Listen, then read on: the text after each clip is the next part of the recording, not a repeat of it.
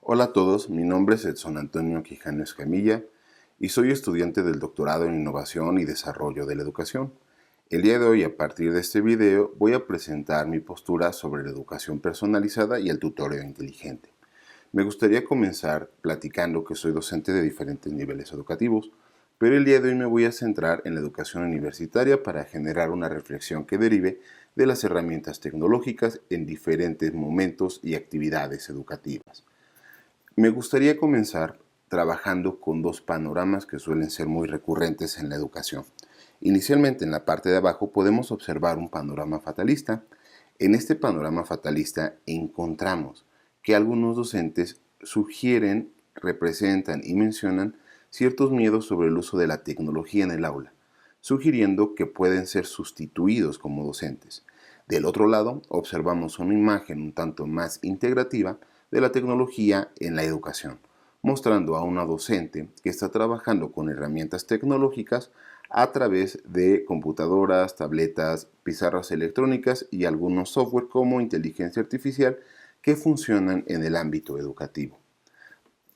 Para comenzar en esta situación me gustaría partir de un breve posicionamiento teórico. Me sumo a los aportes de Ronald Anderson, quien sugiere que en la actualidad vivimos en una sociedad que no es única, sino que está constituida por diferentes tipos de sociedades. En primera instancia encontramos la sociedad del conocimiento, esta sociedad que surge como paradoja a mediados del siglo pasado y que reconoce que hemos migrado de una sociedad industrial a una sociedad que está priorizando los conocimientos. Además de ello, sugiere que la sociedad de la información se caracteriza por tener un cúmulo de información que debemos de analizar, procesar, almacenar y trabajar y que eventualmente sea distribuido, potenciado con ayuda de la sociedad tecnológica, aquella en la cual ya estamos conectados a través de Internet, diversos dispositivos móviles y herramientas tecnológicas que no podemos dejar fuera en el proceso educativo. Además de este autor, algunos autores como Mark Prensky sugieren que existen algunas brechas. Inicialmente la brecha generacional. Las personas que nacieron en el mundo tecnológico y que han desarrollado habilidades son denominadas nativos digitales, mientras quienes hemos tenido que emigrar de un ambiente analógico a un ambiente digital solemos ser denominados inmigrantes digitales. Las características propias de estas personas van a representar algunos retos en la implementación de actividades tecnológicas. Además de este tipo de brechas, también vamos a encontrar brechas como la geográfica o lo digital, pensando que en lo digital no todas las personas tienen el acceso a los medios de manera directa, y geográfica en el sentido de que no todos los espacios disponen de las mismas herramientas. Además de estos dos autores, me sumo a los trabajos y a las investigaciones que han abordado Lewin y Charania. Estas dos autoras sugieren que en la actualidad es necesaria una integración de diferentes formas, estilos y espacios de aprendizaje sobre todo. No podemos considerar únicamente a la educación formal vista como la educación institucionalizada, jerarquizada y estructurada a través de planes y programas, sino que debemos de combinarla con educación no formal e informal que se desarrolla en contextos fuera de las aulas. Una diferencia significativa que realizan estas autoras sugiere que la educación formal está muy bien estructurada, pero normalmente no toma en atención las necesidades e intereses de los estudiantes, mientras que la educación no formal e informal suele basarse en los intereses propios de quienes buscan desarrollar un proceso de aprendizaje. Me gustaría continuar sobre esta reflexión en la educación, la tecnología y el acompañamiento al aprendizaje. En la actualidad es importante que en los procesos educativos integremos nuestros propios intereses por aprender. ¿Qué significa esto? Que no solamente sigamos un currículo poco flexible, sino que tengamos la oportunidad de pensar a través de los ritmos de aprendizaje que tenemos nosotros individualmente y que también tienen nuestros estudiantes.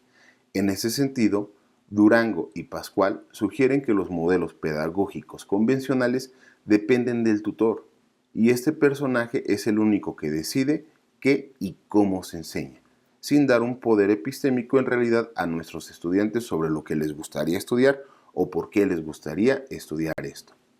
En términos generales, ¿por qué considero importante platicar de estos temas? Creo que hay dos principales razones. Inicialmente existen grupos diversos. Existe una gran dificultad para atender esta diversidad dentro del aula, debido a que muchas veces no contamos con el tiempo. Y también se ha sugerido que el uso reciente de las tecnologías no es algo que podamos emancipar de nuestra práctica docente. En la imagen intenté ilustrar un poco estas relaciones que se pueden trabajar de manera personalizada gracias a la inteligencia artificial, en donde el estudiante puede pedir ciertas recomendaciones en función de lo que considera necesario. A modo de conclusión de este breve panorama teórico, me gustaría concluir que la educación personalizada es un enfoque que reconoce que cada estudiante aprende de manera diferente y busca adaptar los procesos de enseñanza a sus necesidades, intereses y ritmos de aprendizaje. En ese sentido, me gustaría trabajar con algunos ejemplos. En estos ejemplos busco mostrar algunos panoramas en donde los estudiantes podrían trabajar. En el primero se busca reconocer que los esquemas visuales estructurados previamente para el consumo de los estudiantes son una forma de abordar el contenido. Los esquemas visuales son una forma de aprendizaje individual. Por ejemplo, aquí podemos observar un esquema visual de los cuadrantes abdominales, donde podemos encontrar el hipocondrio derecho, el epigastrio, el hipocondrio izquierdo, el flanco derecho, el flanco izquierdo, el mesogastrio, las fosas ilíacas y el hipogastrio. En la segunda opinión o en el segundo caso, un estudiante puede recurrir a lo que aprendió teóricamente y aprenderlo o explicarlo de manera práctica, ya sea a través de un audio o explicando el proceso mismo que realizó.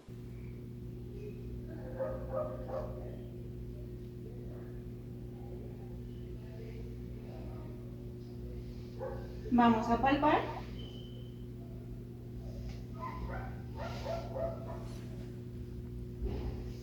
Y de última instancia, vamos a percutir.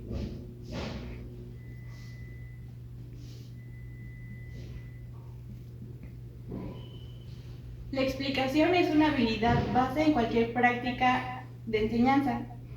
Recuerda siempre relacionar la teoría con la práctica. Finalmente, en el tercer ejemplo se muestra cómo un estudiante en el área clínica se puede apoyar de la inteligencia artificial para responder ciertas dudas, no eliminando el trabajo humano de análisis.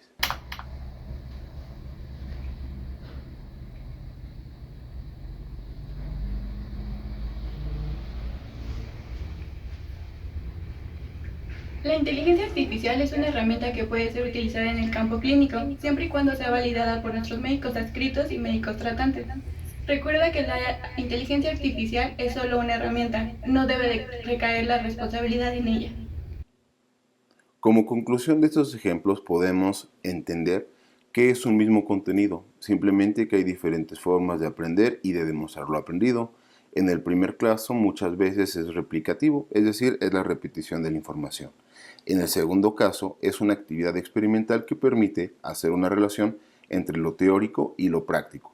Y finalmente, en el estudiante C podemos entender que la inteligencia artificial funciona como un aliado que personaliza sus procesos de enseñanza y de aprendizaje. Como modo de conclusión, ¿cómo podemos considerar a la inteligencia artificial en este rol tutor?